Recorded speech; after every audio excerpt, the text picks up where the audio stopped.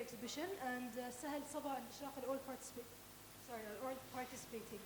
Conversation will center around the interpretations of these designers of the theme of possibilities and its interaction with their approach to their practice and research.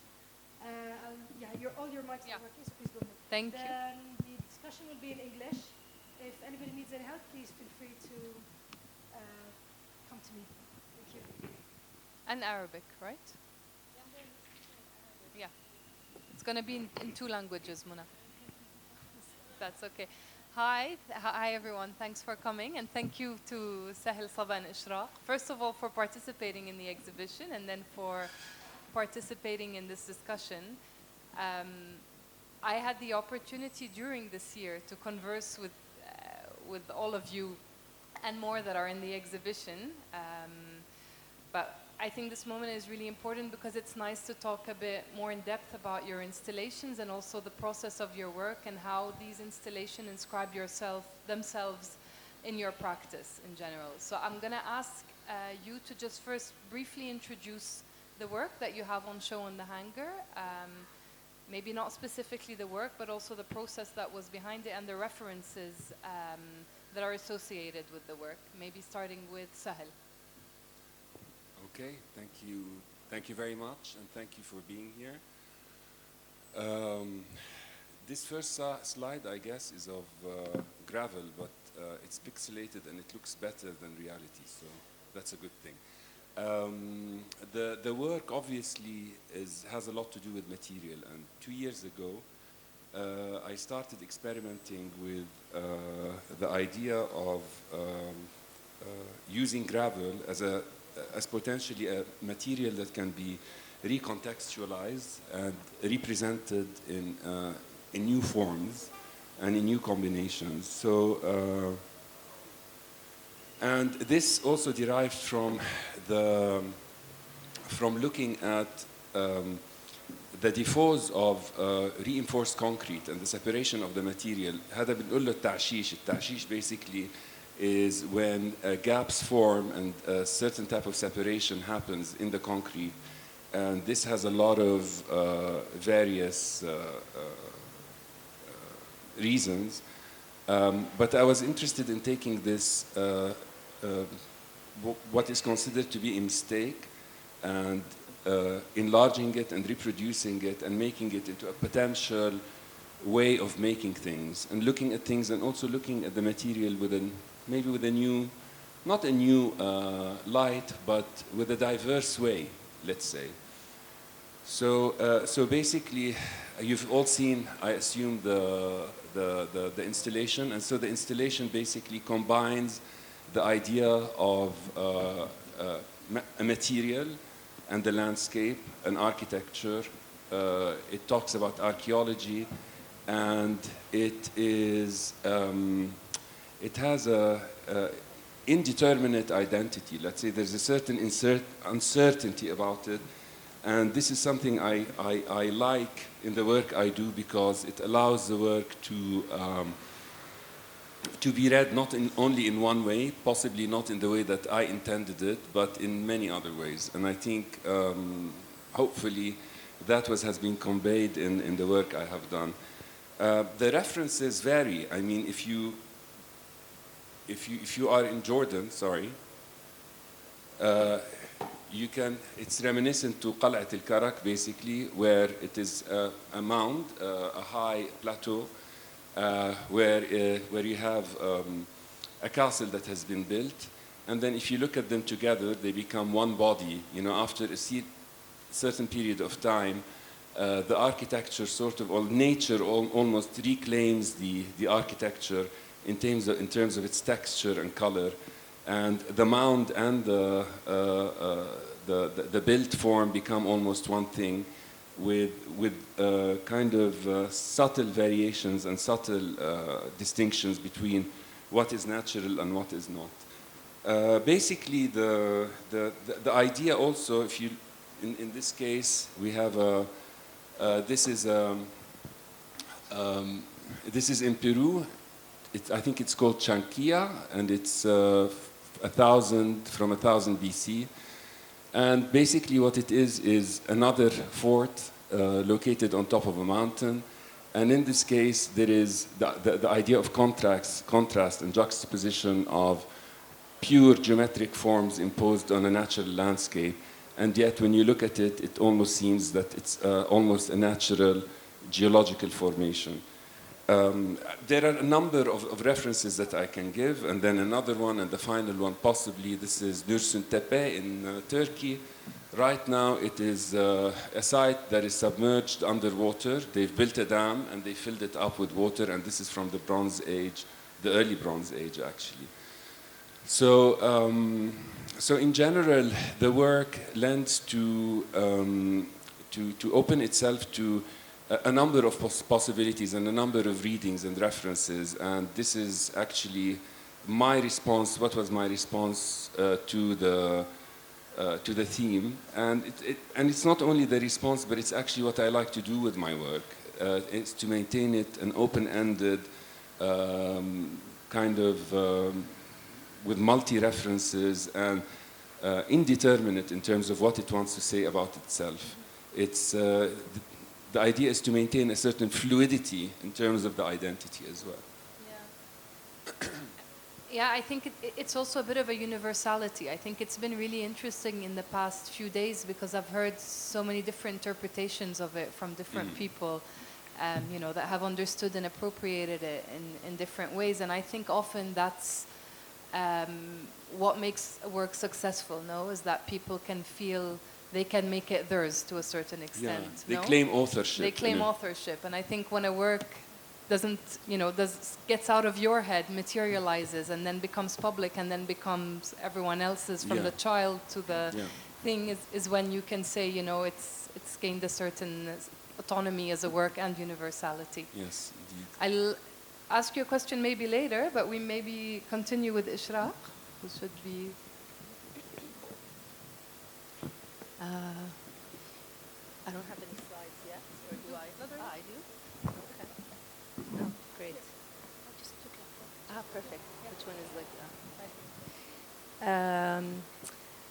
My piece, Creative Being, is a piece of work that pushes the possibilities and the boundaries of the flat floor Bedouin weaving loom. Years ago, I learned to weave using the Bedouin weaving technique from the Bani Hamida women. And when I arrived on the day that we were set to start our first lesson, I expected to see some kind of setup already waiting for me, and then, you know, her saying, all right, let's start weaving. But there was none of that. We hung out, drank tea, chatted a little bit, and then she said, come on, let's go. We went to the back of her house, and there was nothing again.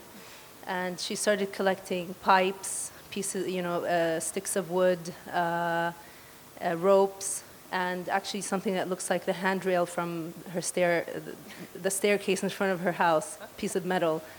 And she started putting the loom together to then start weaving. And for me, that was so fascinating, and it always stuck with me.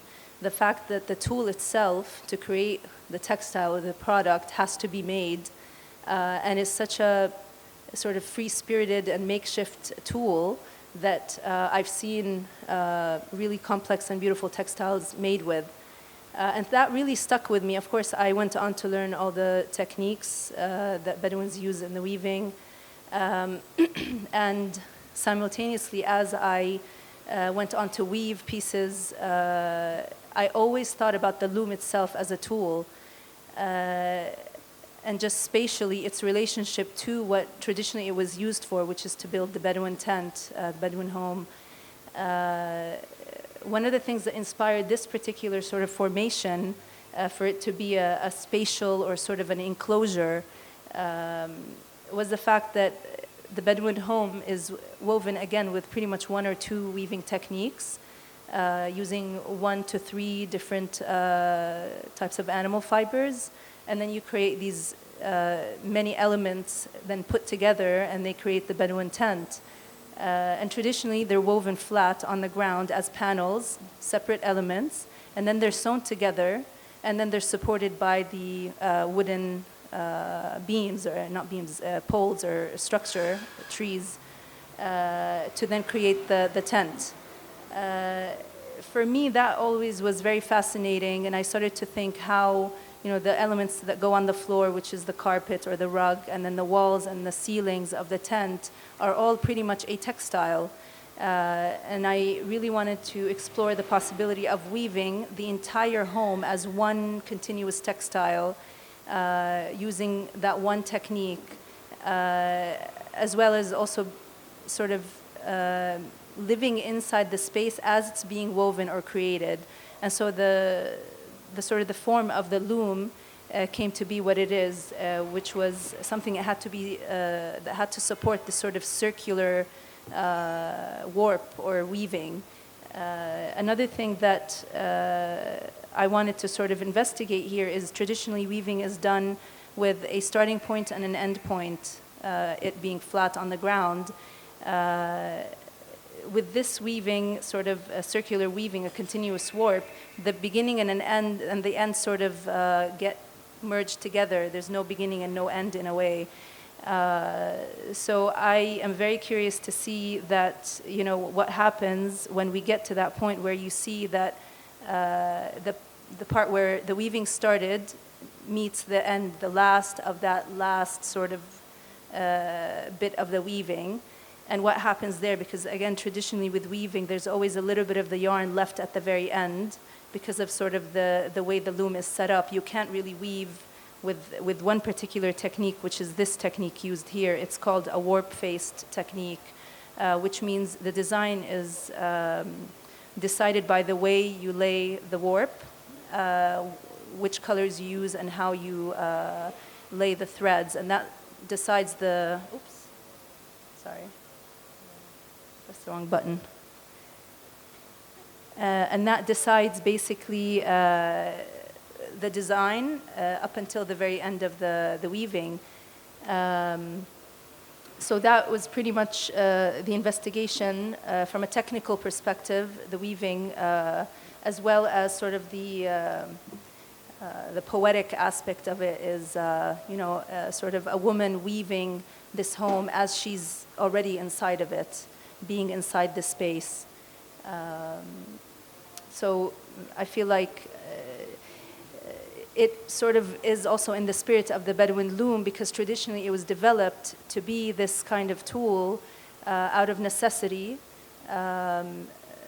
They couldn't sort of develop it to be this established machine that just sort of like Western or European weaving looms that sit in a room, and they are pretty much a machine that exists there because they had to always be moving, and so they had to always take it apart and carry it, or pretty much they couldn't really carry much with them, so it had to be something that they could just sort of put together, you know, to weave. So for me, this sort of evolution of the tool itself perhaps adds to this notion of having to be creative out of necessity. The tools, I believe, for a craftsperson or a designer have to always evolve with the ideas being pursued and the, I would say, the final products or objects that we're creating. That was it. Oh. Sorry, what did I do? And I think what's also really beautiful about it is that it's a performative piece, right? So you're actually, during this whole week, you're planning on weaving. You weave every day, right? That actually at the end of the Amman Design Week, that you'll have some products that will come out of the installation. Yeah, exactly. Right? That was absolutely. That was again another sort of important point, is to show that yes, this may be a bit of an artistic notion, but it's also a very functional tool that will produce at the end 4 separate woven panels. Each two will be sewn together to create a small rug. So it is a usable, productive tool as well. Maybe gonna ask راح أسأل صبا تكمل بتفسير عملها ساحة. مرحبا، رح أحكي اليوم بالعربية. hope it's okay. شكرا نورا على الدعوة حضوركم. العمل اللي موجود بعمان ديزاين ويك حقيقة هو مرتبط ببحث بدأته أنا طالبة. البحث كان العمل اسمه ساحة، والبحث كان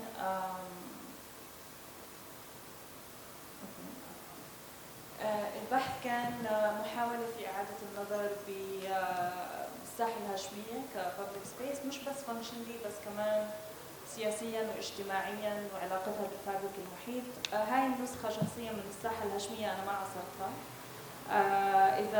إذا بنوقف بالساحة الهاشمية وجبل القلعة أمامنا بيكون على إيدنا اليمين موقف رغدان، وعلى إيدنا الشمال الرومان ثياتر، وأمامنا كمان جبل القصور. والملفت بالنظر هو الكومبيتينج بابليكس اللي موجودين بهذا المكان بمكان واحد وبهاي البوليتيكال بلازا، وإنه فعليا في إشي ملفت أكثر اللي هو الحضور الكثير كبير للرولينج باور بهذا السبيس، واللي هو موجود مرتين، مرة من خلال علاقة جبل القلعة التمبل مع الأجورا بالرومان ثياتر، وجبل القصور بساحة الهاشمية اللي هي manifestation of a political plaza بالمقام الأول.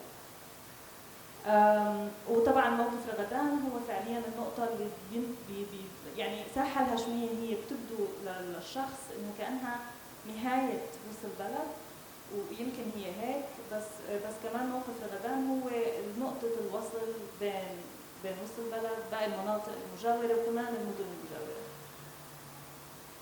هاي الصورة أخذتها ب 2002 ببداية البحث، وهاي من ورشة موقف رغدان اللي هو كان عم يعاد تأهيله ضمن مشروع عمان تورست ديستريكت اللي هو مدعوم من جايتا وبتيسير من أمانة عمان الكبرى. صورة شرحة نفسها هي واحد من سواقين السرابيس اللي كانوا بينطلقوا من رغدان عم يحاول يختلس النظر لشو عم بيصير بالورشة. موقف رغدان نقل مؤقتا، وبشدد على مؤقتا لأنه هلا الحال دائم، يعني نقل مؤقتا وقتها لموقف بالمحطة أقصى الشرق المدينة، يعني امتداد لهذا الأوتوستراد أو الهايواي. هون صورة بتورجي المخيم موقف بساط المحطة أول ما انتقل بال 2002 من جبل النصر. فبالتالي الإشي اللي بعيد هو المركز، فبيتضح مجرد ما طلعنا على الطرف في إشي يوضح بشكل كتير كبير إنه بتحس كأنه بنبلش نفهم المدينة أو بنبلش نفهم هرمية السلطة، هرمية التخطيط كل ما طلعنا لبرا. يعني كأنه هرمية السلطة وعلاقتها بالتخطيط والعمارة بطريقة مباشرة بتوضح تماما من الأطراف والهوامش. عم بشارككم صور. أوكي.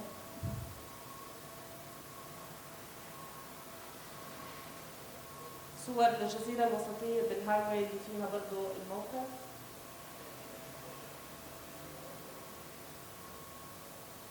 وكمان بشدد على فكرة الأطراف وكيف فعليا من الأطراف بنقدر نفهم كثير من الأشياء من الناراتيفز المخفية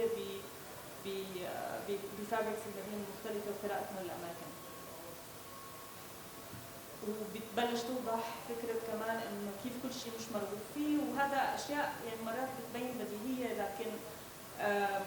لكن بتفاجئنا برضه بإنه قديش الأشياء الغير مرغوب فيها دائما هي بتندفش الأطراف أثناء التخطيط.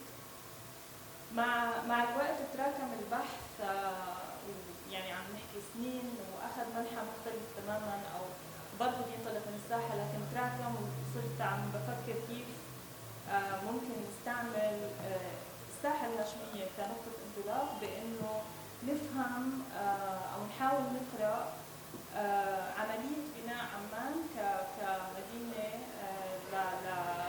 للدولة الحديثة، وإنه فعليا بداية من أول مخطط بال 53 اللي تزامن مع وصول أول أفواج من اللاجئين الفلسطينيين وكمان هجرة رأس المال الفلسطيني، ومرورا بكثير أشياء وأحداث سياسية.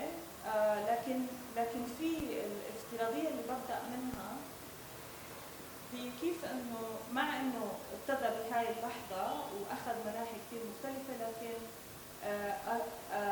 دلالات الدولة الحديثة وشكل الدولة الحديثة ما اكتمل فعليا وما بلش يبين إلا بالثمانينات من خلال علامات الحداثة، من خلال الساحة بوليتيكال بلازا، الصرح مونيومنت، والماستر بلان مخطط الشمولي.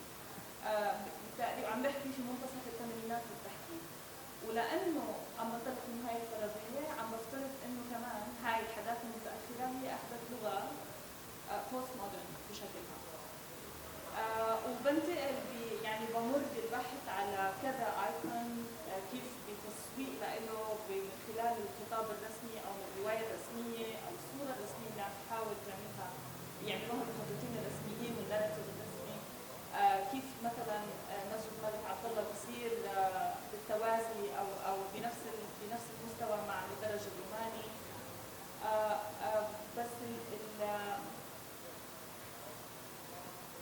مش عم تستجيب. حاولي كمان. اوكي. والبحث قائم على محورين، محور بيعتمد بالاساس على البحث الحالي يعني والمشاهده الحاليه وصناعه مشاهد ممكن نرجع فيها ل ايجاد احتمالات لقراءه كيف ناراتيفز بديله. والمحور الثاني هو مبني على مراسيم رسميه، تو سيرمونيز، واحد منهم تدشين صرح الشهيد ب 77 بعيد الاستقلال وتحليل السبيس وظروف التصميم والى اخره ومعناته بالمدينه.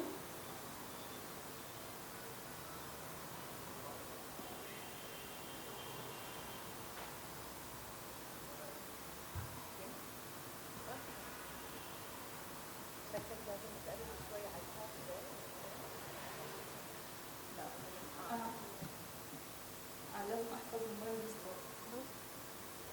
والثاني هو تدشين الساحه الهاشميه بال 86 كهديه للملك حسين.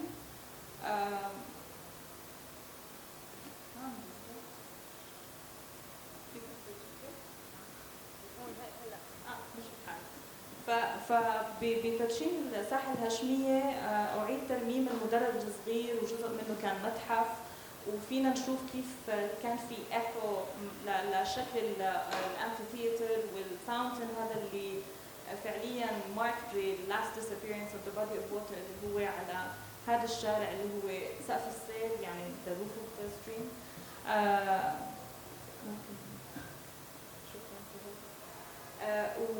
والملفت انه الساحه الهاشميه هي مثال كثير دقيق على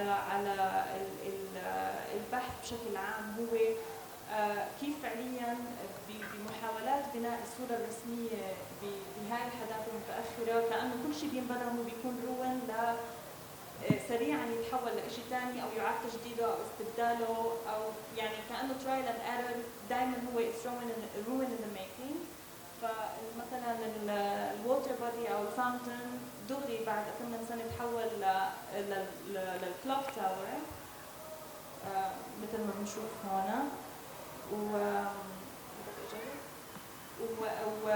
ومثلا هاي الخريطه بتبين traces the disappearances of the cell اللي هم فعليا بيستبدلوا بعدين بسقف السيل واقواسه. وهي بتورجي يعني البروسس فعليا من وقت ما كان مبنى الامانه وفيلادلفيا وشيء اورجانيك لاول بلان بال 86 واخيرا الوضع الحالي. والجدير بالذكر انه موقف الغدان فعلا it was completely renovated وجزء من الخطه السياحيه بس ما اشتغل وبعد الموقف محطه في محله وموقف الغدان فارغ تماما. بالعودة للعمل في كذا لاير بحب أحكي عنهم. أول لاير هي اللاير المادي اللي متعلق بالماتيريال أو اللي هي الكلوسترا. الكلوسترا هي مادة لها ريفرنس كتير دومستيك وبتستخدم عادة بأي شيء مرتبط بالحركة أو public private division. يعني ممكن تستخدم كسكرينز بالبلاكين بس mainly هي مرتبطة بالحركة بالستيرويلز. ولا استخدم الماده هاي اللي لها ريفرنس هالقد دومستيك بالتعبير عن مكان عام هو شيء مش يعني مقصود، هو فعليا انه عم بحاول اعقد الطرح او طريقه الحكي عن المكان العام بعمان، واللي هي هاي فعليا قديش في تعقيد يعني فعليا بالطرح.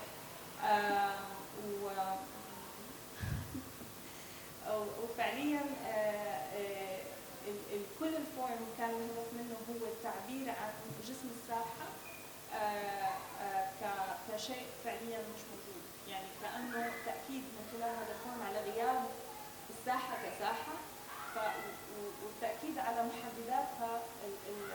محدداتها الفراغية الرمزية، يعني هم الرومان ثياتر واللي هم the absence of water، وكمان أقواس سقف السيل والممرات هاي.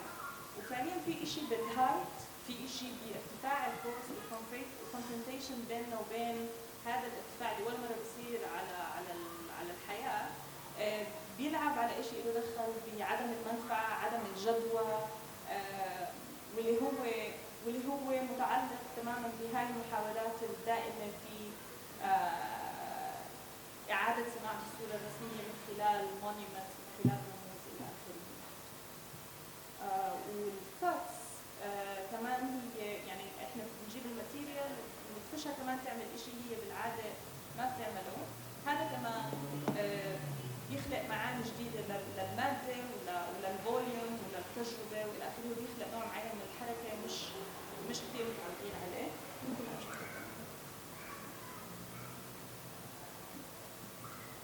زي ما بنشوف الكاتس بالكلوسترا، الفورم مرتبط بالضرورة بالحركة، ضروري نتحرك حواليه لنفهم كيف بيشتغل، تكرار الواجهات، البرسبكتيف المعمول بالإزاحة، السبتراكشن، وبالنهاية هذا الاليمنت اللي هو found object عبارة عن حوض مغسلة فعليا معمول من رزن ليكون ماربل، ومعمول لينحط ببيت 3 باي هاوس، بيت شامي يعني، بالسبعينات، بنفس الفترة تقريبا اللي عم نحكي عنها باستعارات البوست مودرن لانجويج.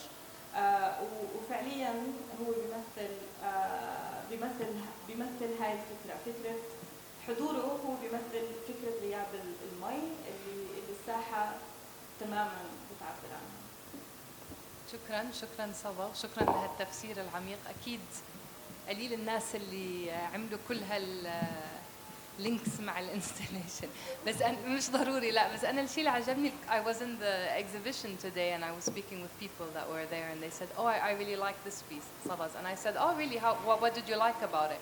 And they told me, yeah, I liked it a lot because it's monumental but it's small and it has an intimacy. And I think this question of scale is an interesting one because I think, you know, your works are very diverse, they're in different mediums, but maybe what unites them in this sense and in this exhibition is the question of scale. And I think what's interesting about that, especially for you, Sahel, for example, is that, you know, this kind of commission for a design week, you know, it's not an object, it's not a building, and it's an installation. It's in a sense something that in reality has no reason to be.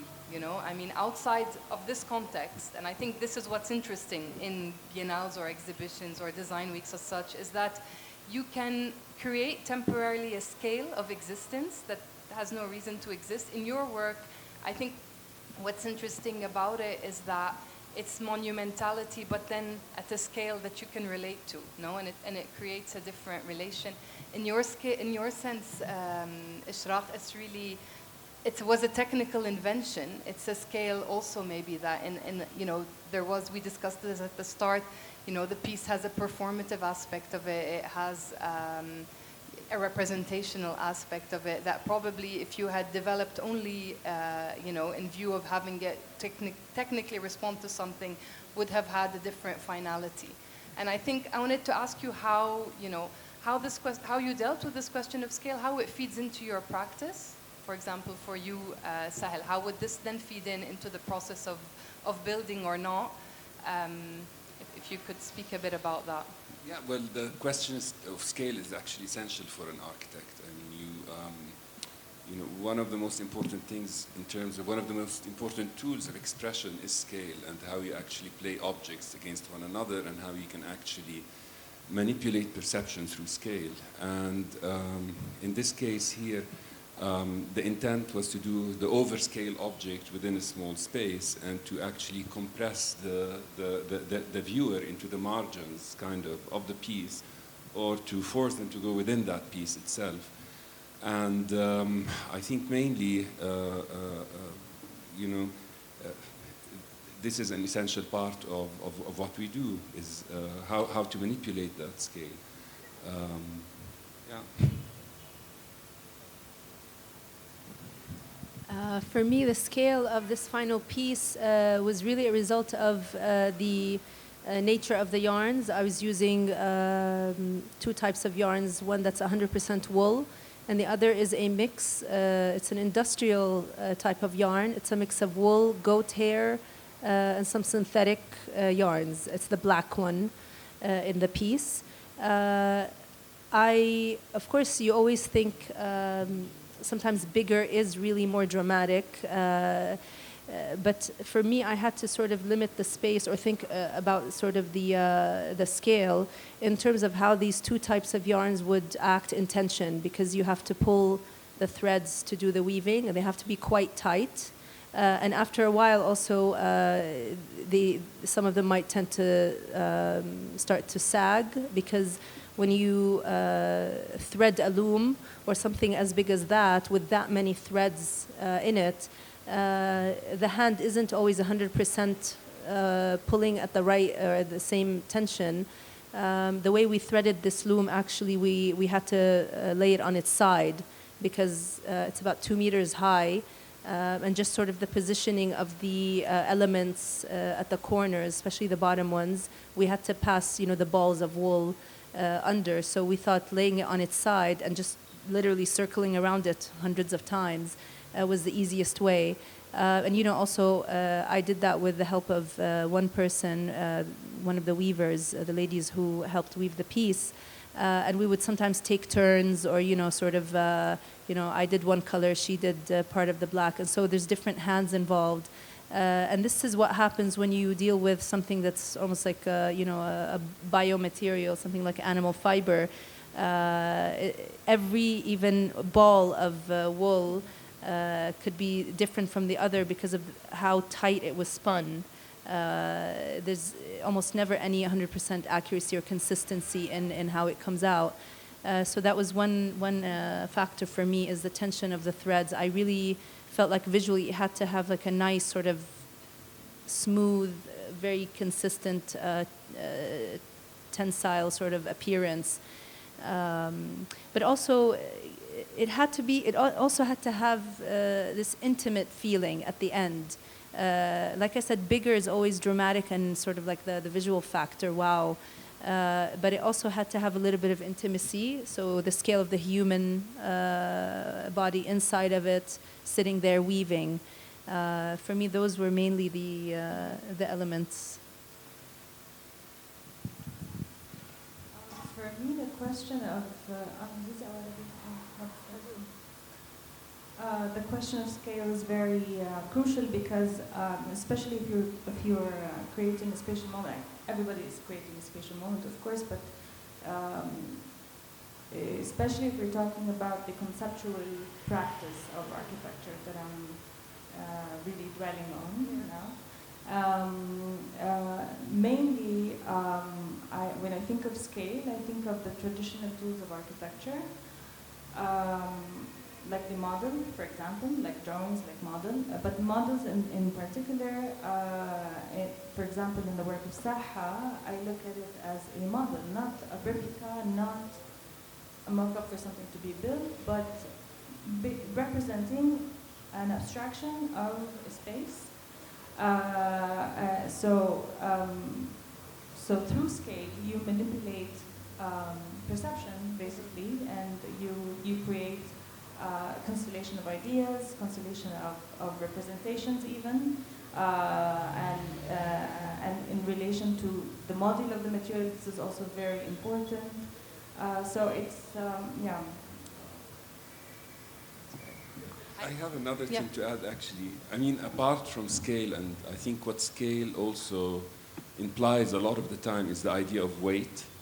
And in the case, for example, I was comparing what I did with a column where they used large-scale rocks, were heavy. And the way they've juxtaposed them and piled them up, they created something extremely light while I did use extremely small pieces and came up with something extremely heavy. And I think scale in this case plays as well with the idea of weight. And then weight has a lot to do with presence and corpulence and being there and suggesting somehow like this idea of eternity. And, you know, so this is a monumentality and so on. To add on this is actually what I meant by the scale in relation to the module of the material, because this manipulates the whole perspective. This manipulates how you see the size of anything. Open it up to the public if anyone has any questions.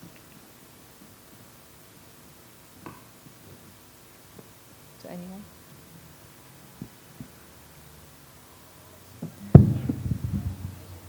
Question plus أستاذ سهل الحياري.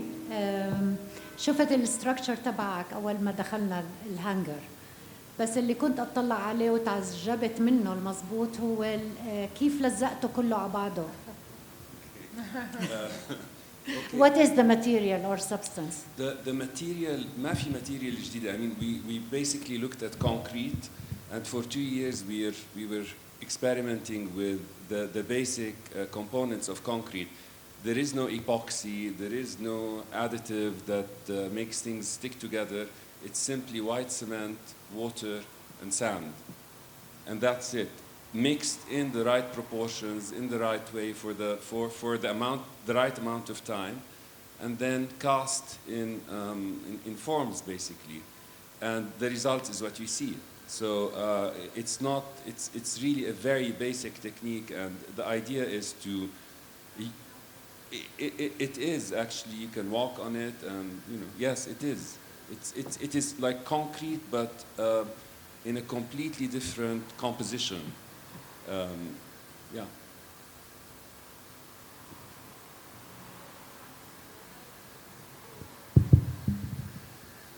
الزوايا كيف قدرت تطلعهم هالقد straight and neat? في formwork كان في طبار basically formwork, and they poured it, and it's also using the idea of rammed earth, where you know you add the aggregate and you ram it, and then you let it sit for a couple of days, 2-3 days, and then you remove the forms. And it's a flexible material. If something breaks, you can add it, and if you know, it's actually pretty flexible. It's very simple things, and often simple things are Very complicated. yeah.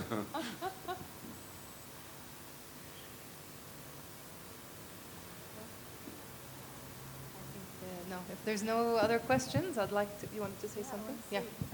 One thing about the theme, possibilities, it's so broad, but at the same time, it could really sort of allow the designer to focus and be very, very specific about pursuing one idea. And for me, my background is architecture, and then I moved into the medium of textiles. Of course, as soon as I became aware of the various techniques of making these textiles, weaving being one of them, I remember the difference in my thought process and my developing of my ideas prior to literally getting very intimate with the weaving process and after. If I had, let's say, 100 ideas, after I actually learned the weaving process myself and I practiced it, I had, let's say, 1,000 ideas.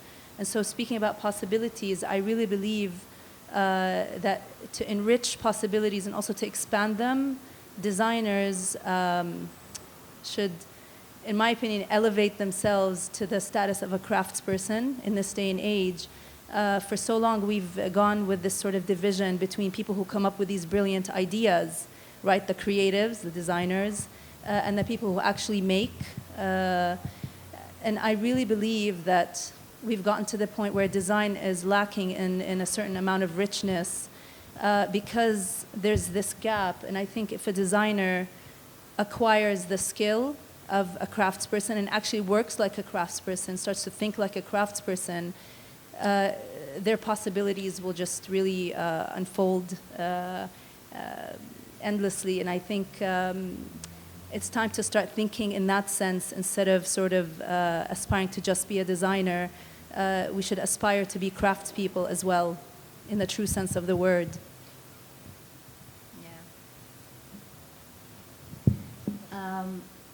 I consider life is a bubble of art, and from that perspective, whenever I stand in front of any piece of art, a question always pops up.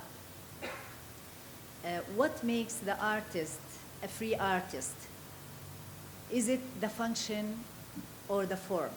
Like when there is any creation that has been created or is being created in your mind, do you as an artist think of the form and beauty or the function and usability and livability and benefits?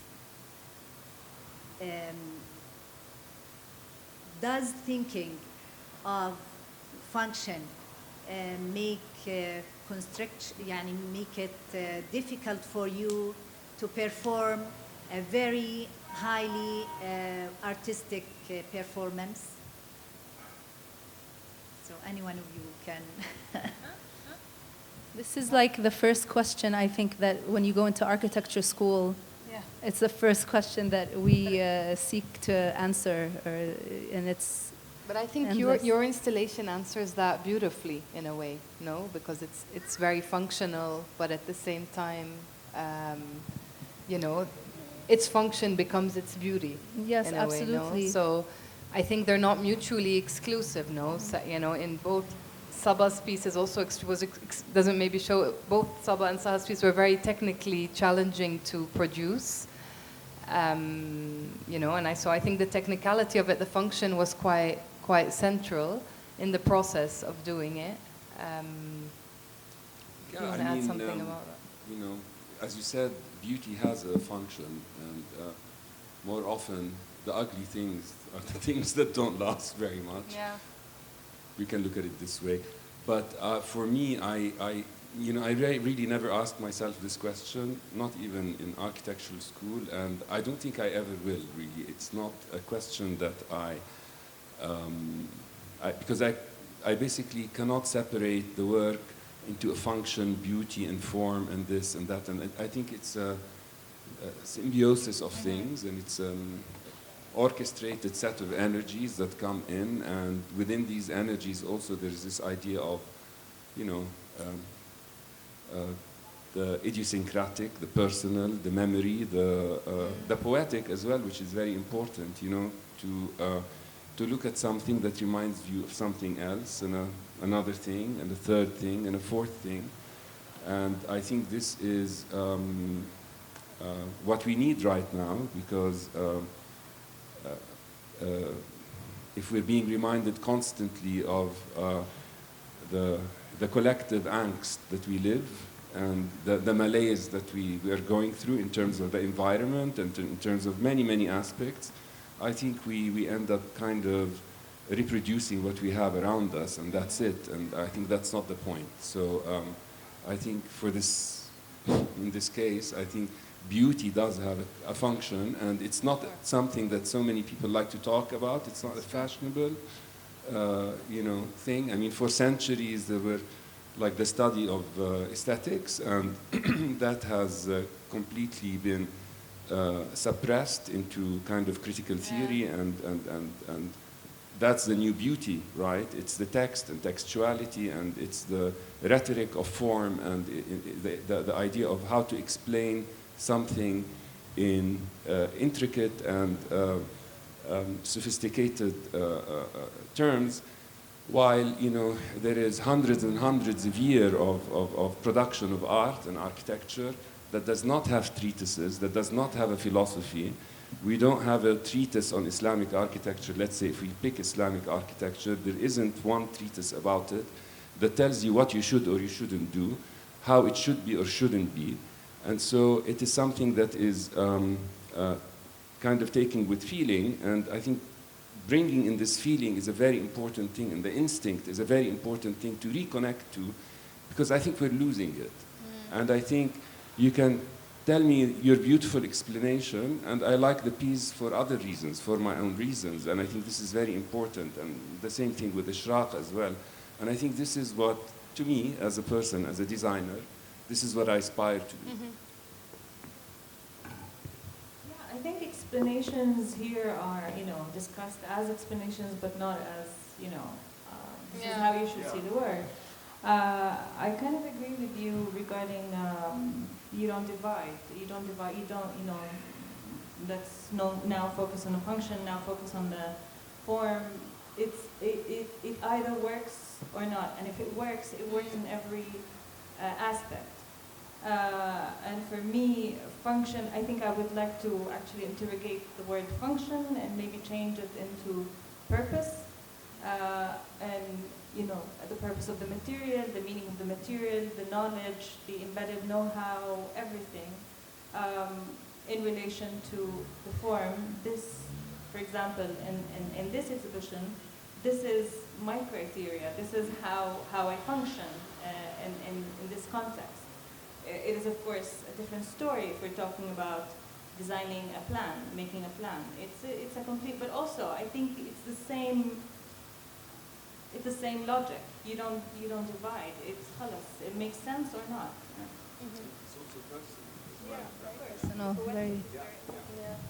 Yeah. For me, I think as I sort of mature as a designer, I've felt the difference between the things that have impressed me in the past and right now what I find to be beautiful. Right now I really appreciate and I find so much beauty in seeing works or objects where the material is clearly understood. If you're working with wood, you really understand what wood does. And then if there's more than one material and they're different, the way a designer or a craftsperson or a maker brings those materials together, where every material with its elements and its qualities, properties are respected and they all work well together. For me, that becomes beauty. It's not anymore about that initial sort of, I don't know, very often visual reaction I used to get, but so much as really seeing a true understanding on the part of the maker and the thinker behind the object, and just bringing all of those elements together. Maybe I think this was also really one of the strengths of the themes this year, that Rana chose the possibilities, that it enabled, amongst many other possibilities, the possibility of beauty again, and of aesthetics, and of at least the debate around it, which I think, especially in these times, is really important. So I'll maybe end it on that note, because we've gone a bit over time, and thank you again very much.